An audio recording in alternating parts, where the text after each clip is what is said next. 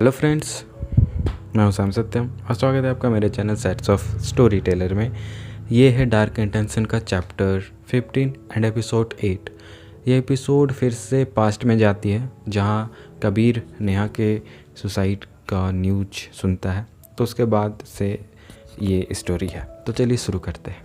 कबीर नेहा की तस्वीर को एकटक देखता रहा। न तो उसके आंसू थम रहे थे और न ही मन को चीरते विचार। अब तक वह नेहा के साथ हुए बलात्कार के अपराध बोध से उबर भी न पाया था कि नेहा ने खुदकुशी कर उसे एक नए अपराध बोध में भर दिया। कबीर जो पहले ही अपने ग्रंथियों का बोझ नहीं उठा पा रहा था, उसे इन अपराधों का बोझ भी उठाना था और इस बोझ से उसकी ग्रंथियों को और भी उलझना था। कबीर के मन में रह रह कर नेहा के ये शब्द चोट करते। तुम नहीं समझ सकते कि एक औरत किसी मर्द से क्या चाहती है। थोड़ा सा प्यार, थोड़ा सा सम्मान, थोड़ी सी हमदर्दी, थोड़ा सा विश्वास। कबीर नेहा को यह सब दे सकता था यदि उसने कभी इसे जाना या समझा होता। अगर वह नेहा की आंखों को उनमें उठते सवालों को पढ़ सका होता तो वह नेहा को बचा सकता था। कबीर नेहा को चाहता था मगर उससे कह नहीं सका। वह नेहा से हमदर्दी रखता था मगर उसे जता न सका। अगर उसमें नेहा से यह कहने की हिम्मत होती कि वह उसे चाहता है, अगर उसमें यह विश्वास होता कि नेहा उसकी चाहत और उसकी हमदर्दी को स्वीकार करेगी, तो वह नेहा को बचा सकता था। नेहा को उसकी नासमझी से कहीं अधिक उसकी ग्रंथियों ने मारा था, उसके हौसले की कमी ने मारा था। मगर हिकमा के सामने तो उसने हौसला दिखाया था, लेकिन उस हौसले में नासमझी भरी थी। कबीर आंखों में आंसू और मन पर बोझ लिए इन्हीं विचारों में उलझा रहा और हर विचार उसकी ग्रंथियों को और उलझाता गया। कबीर ने कुछ दिनों के लिए कॉलेज से छुट्टी लेकर घर जाना तय किया। कैम्ब्रिज और यूनिवर्सिटी का माहौल उसे रह रह कर नेहा की याद दिलाता था और वो यादें उसे लगातार तंग करती थी। शहर से निकलकर कबीर ने अपना कार मेट्रो पर उतारी। हवा में ठंडक थी मगर धूप खिली हुई थी। कबीर का मन इसी खिली धूप और हवा के ठंडे झोंकों में भी उदास था। कबीर ने कार की खिड़कियों की कांच चढ़ाए और सीडी प्लेयर में हिंदी फिल्मों के नए डांस नंबर्स की सीडी लगाई। मगर थोड़ी देर में उसका मन उन गानों से भी उड़ने लगा। अचानक खिली हुई धूप मुरझाने लगी और आसमान में काले बादल छाने लगे। हल्की बूंदाबांदी शुरू हुई जिसने जल्दी ही तेज बारिश का रूप ले लिया। कबीर ने म्यूजिक सीडी बंद किया और वाइपर की स्पीड बढ़ा दी। उसे अपना मन कुछ डूबता सा लगने लगा। उसे लगा जैसे वह अपने माहौल से कटने लगा था और समय ठहरने लगा था। तेज गति से चलाता कार का वाइपर धीमी गति से टिक टिक करते घड़ी की सुई सा लगने लगा था। अचानक उसे लगा जैसे वह टाइम और स्पेस के अनंत महासागर में किसी छोटी सी नौकी पर बैठा हो, जिसकी नियति कुछ लहरें पार कर इसी महासागर में डूबकर खो जाने की हो। बाहर तेज गति से दौड़ती कारों की कतारें पानी की उस धार की तरह लगने लगी जो कि इन्हीं काले अंधेरे कंदराव और बढ़ रही हो। सबकी एक ही नियति है, इस अनंत के अंधेरे में खो जाना। मृत्यु जीवन का एकमात्र सत्य है। बारिश थमने लगी और धूप फिर से निकल आई। कबीर ने अपने डूबते हुए मन को संभालने की कोशिश की। मोटरवे के पार हरे खेतों पर नज़र डाली। खेतों की हरियाली भी उसके मुरझाते मन को हर्षित ना कर पाई। बाहर एनिमल फॉर्म में कुछ मेमने उछल कूद कर रहे थे। मेमनों की उछल कूद से उसे कुछ देर अच्छा लगा। फिर अचानक लगा जैसे वे सारे मेमने एक कतार में लगकर किसी कसाई खाने की ओर बढ़ रहे हो। सबकी एक ही नियति है, मृत्यु। मेमना हो या मनुष्य, पाँव पर हो रहे या कार में हो, होंडा में हो या फरारी में, हर यात्रा का अंत अनंत अंधेरा है। नेहा ने फरारी की सवारी की और झटपट वहाँ पहुँच गई। उसकी होंडा धीमी गति से उसे अनंत अंधेरे की ओर बढ़ रही थी, एक वन वे ट्रैफिक में। कुछ दिन कबीर को अपनी मन स्थिति कुछ समझ न आई। उदासी थी और उदासी का सबब नेहा की मौत था। वह इतना ही उसे समझ आया था, मगर इस उदासी में उसकी सोच का सारा खलिहान ही मुरझा गया था। जिन विचारों में खूबसूरत सपने सजते थे, जिन ख्यालों में रंगीन फैंटेसियाँ मचलती थी, उनमें सिर्फ मृत्यु की निराशा छाई हुई थी। सपने के अर्थ टूट चुके थे, ख्वाबों के मायने बिखर चुके थे। गहन अवसाद की धुंध घेरे हुए थे, मगर उस धुंध के पार भी वह सिर्फ अंधेरा की ही कल्पना कर पा रहा था। ऐसी धुंध से निकलने का अर्थ भी क्या था, मगर उस धुंध में घुटते दम की पीड़ा भी असहनीय थी। Do you know what happening with you? London psychiatrist clinic के lead psychiatrist consultant doctor Khan ने सामने बैठे कबीर से पूछा। I don't know. मन उदास रहता है, जीवन में दिलचस्पी खत्म हो चाहिए, मगर जीवन को लेकर मन में हर समय ख्याल दौड़ते रहते हैं कि जीवन क्यों? यदि मृत्यु ही सच है, जिंदगी का हासिल क्या है? किसी खुशी को ढूंढने का अर्थ क्या है? किसी तकलीफ से गुजरने के मायने क्या है? यदि सब कुछ एक दिन ख़त्म हो ही जाना है, तो फिर कुछ होने का मतलब ही क्या है? सफ़र धीमा हो या तेज, यदि अंत मृत्यु में ही है, तो उस सफ़र का आनंद कैसे लिया जा सकता है?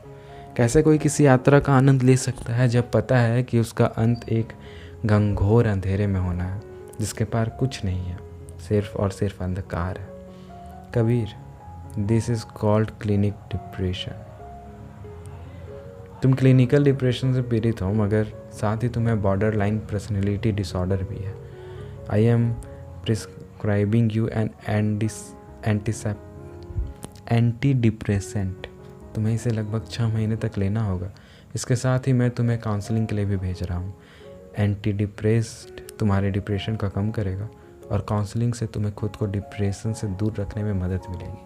होप यू विल फाइंड सून।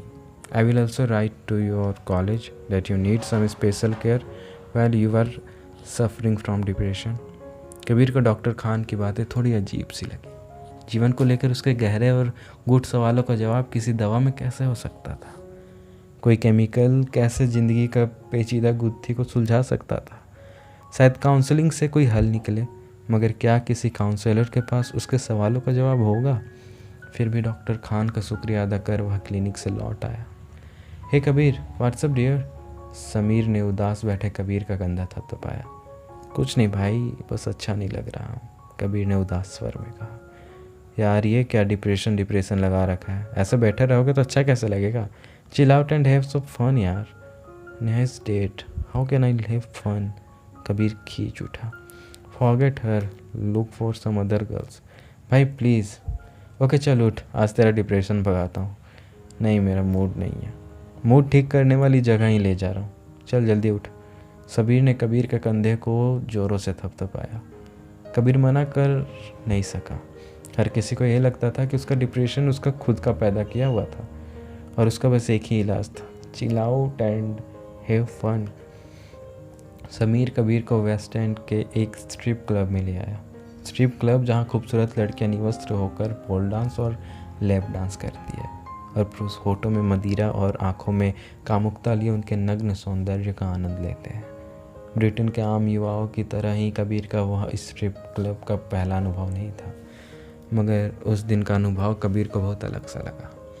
समीर ने बार से खुद को और कबीर के लिए बियर से भरे गिलास लिए और एक स्टेज पोल के सामने बैठकर कामुक नृत्य का आनंद लेने लगा। स्टेज पोल पर डांस करती लड़की के अलावा लाउंज में कई अन्य खूबसूरत नग्न या अर्धनग्न लड़कियां भी थीं, जो कभी उनके करीब आकर नृत्य करती और कभी उनके गोद में बैठ उन्हें अपने मादक शरीर को सहलाने का अवसर देती, और फिर उनसे 1 या 2 पाउंड का सिक्का लेकर किसी और की गोद में जा बैठती।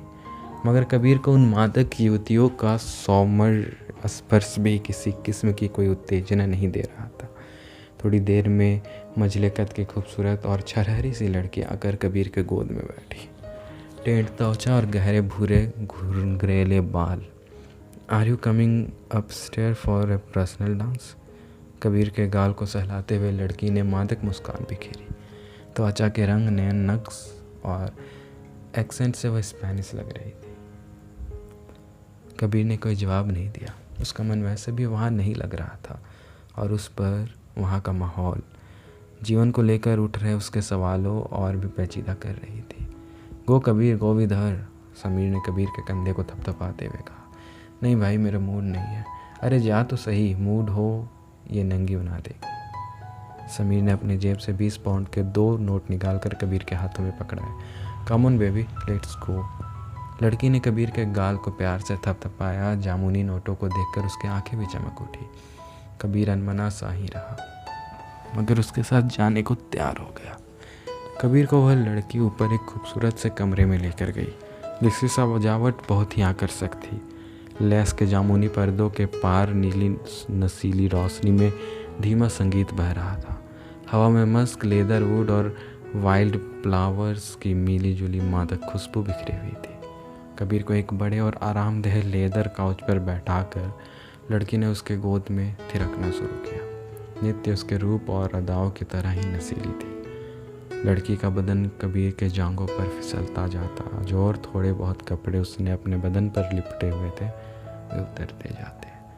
अंत में उसके शरीर पर आवरण के नाम पर पैरों में पहने 5 इंच ऊंची हील ही रह गई थी। मगर इन सब के बावजूद कबीर को न तो कोई आनंद आ रहा था और न कोई उत्तेजना हो रही थी। भीतर ही भीतर कहीं कोई झुंझलाहट थी, कोई द्वंद्व था जो बाहर नहीं आ रहा था।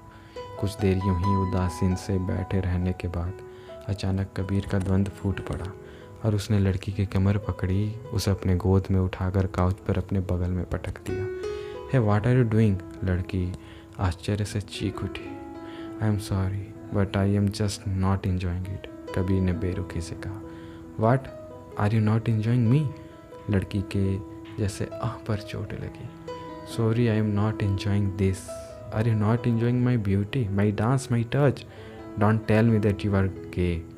Sorry, I am not enjoying this. Please, I am not in mood. Are you depressed? लड़की का आश्चर्य सहानुभूति में बदल गया। Doctor said that I am suffering from clinical depression, but I don't understand what's happening. Understand myself. I wanted girls. I discharged so much. I suffered so much. I took so much pain. Why? Why did I not just go and buy? Throw money, get girls. It's so easy, isn't it? La noche oscura. लड़के का चेहरा गंभीर हो उठा। What does it mean? Kabir ने आश्चर्य से पूछा। It's Spanish for the dark night. What you are suffering from is called dark night of the soul. I did not get it. Wait a minute.